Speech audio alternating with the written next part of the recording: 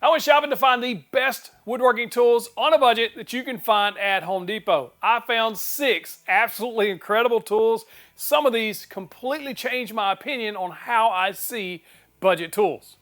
Let's go. Before we get started, if you'd like to check out any of these amazing tools, I'll link them in the description, the pinned comment, and of course, my TV viewers can scan that QR code. It goes right to my website. Scan it with your phone, or you can just click this View Products button right here on YouTube and grab these while you can.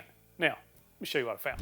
Before we get started, this video is not sponsored by Vevor or anybody else. I just have picked up these tools over the last year or so and decided to share what I found because they're very surprising.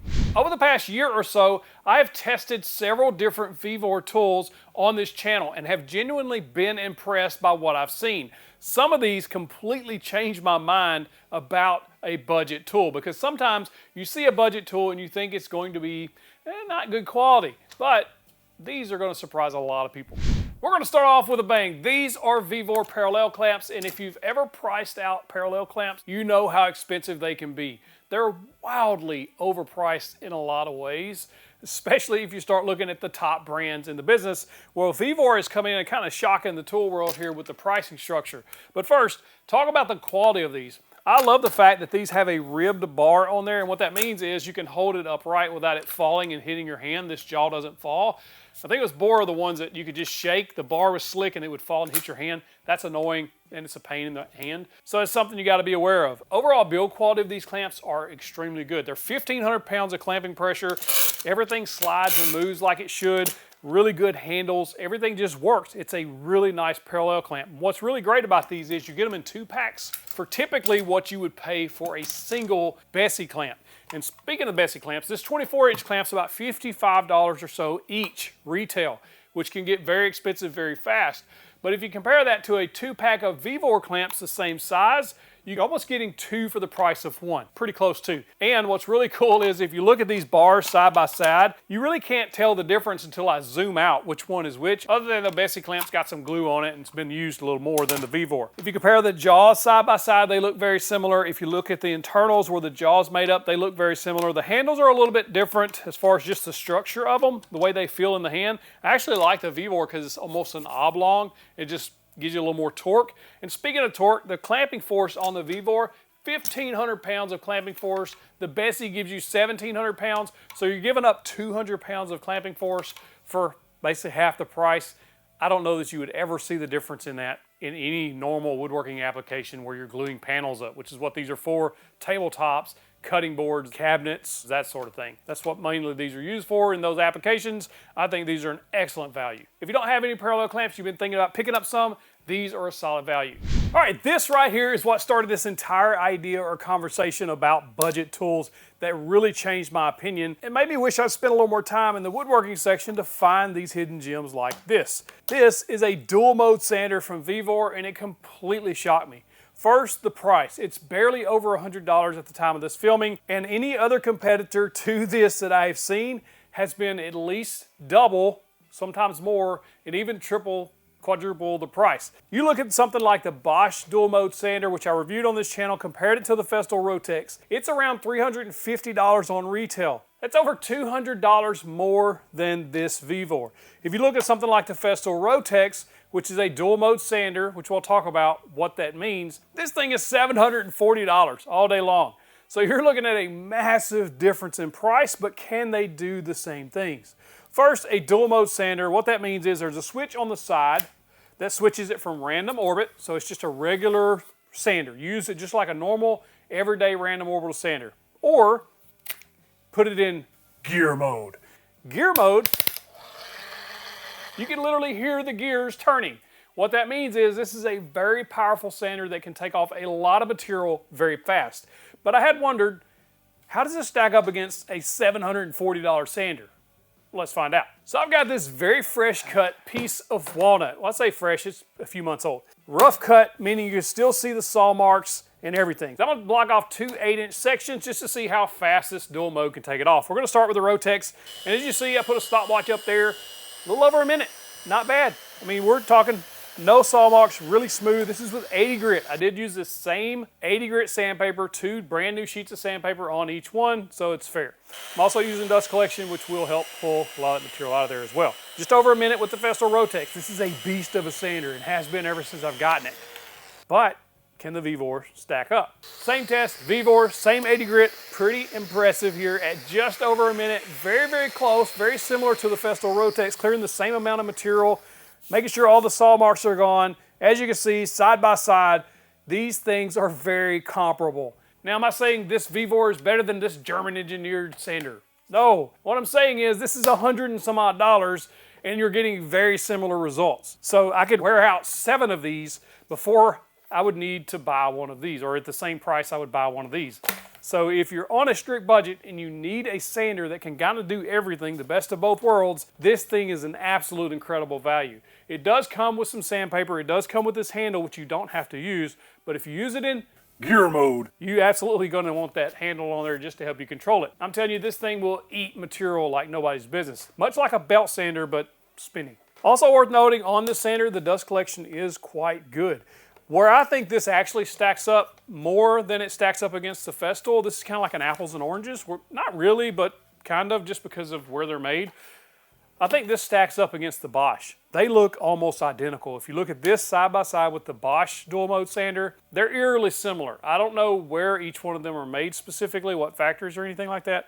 The only real difference you see, or one of the main differences, is how the dust collection comes off of the Bosch kind of to the side, where this one's straight underneath it. Overall, one of the best values I've found in a very long time. One of the most surprising tools of 2026 so far.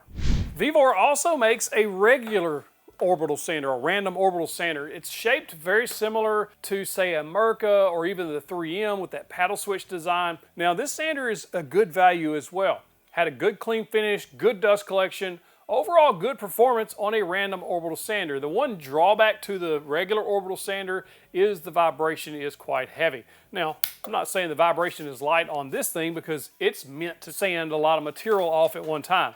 But if you're looking for a sander just like in this profile, this is a solid option. Just be aware that there is vibration present on this sander that will help or will make your hand sting and numb and tingly. One of the more expensive tools in woodworking is track saws. I'm a huge fan of track saws. I've tested lots of track saws. I love track saws. I think they're the best woodworking tool that you could buy, but I'm very biased just because I like them. Especially if you're in a small shop and you need to break down plywood, track saws are the way to go. Versus wrestling a big 4-foot by 8-foot sheet of plywood across a table saw, especially if you have a job site or smaller saws. It's a near impossible job, or at least it's very cumbersome. Track saws are where it's at because you can do this very easily and you get very accurate results. But the problem is, again, they're very expensive, except Vevor has a very budget-friendly option. Probably one of the best budget track saws that I've tested on this channel. One of the drawbacks when I was testing the Vevor track saw was I made a first cut on plywood and I saw some burning, which is not ideal, not something you want to see on a track saw. And it was also bogging down a little bit, so I was a little disappointed by that. But then I swapped it out for a real track saw blade from Milwaukee, and the results were night and day. It made a massive difference. And then I used the track saw and cut a 2-inch thick piece of walnut, and it went like a hot knife through butter. It's a very smooth cut. I was extremely surprised by this, especially at this price point. This track saw is under $100, which was crazy. But you do have to add the cost of a blade, because if you do get this track saw, then that does increase the cost. $20 or $30, so keep that in mind, but it is well worth it because you're going to be hard pressed to find another track saw, even adding the cost of the blade on at this price range. I will link to a better blade. If you decide to pick this up, you can grab the blade at the same time. Now, it's not all sunshine and roses here because there are some drawbacks to a budget level track saw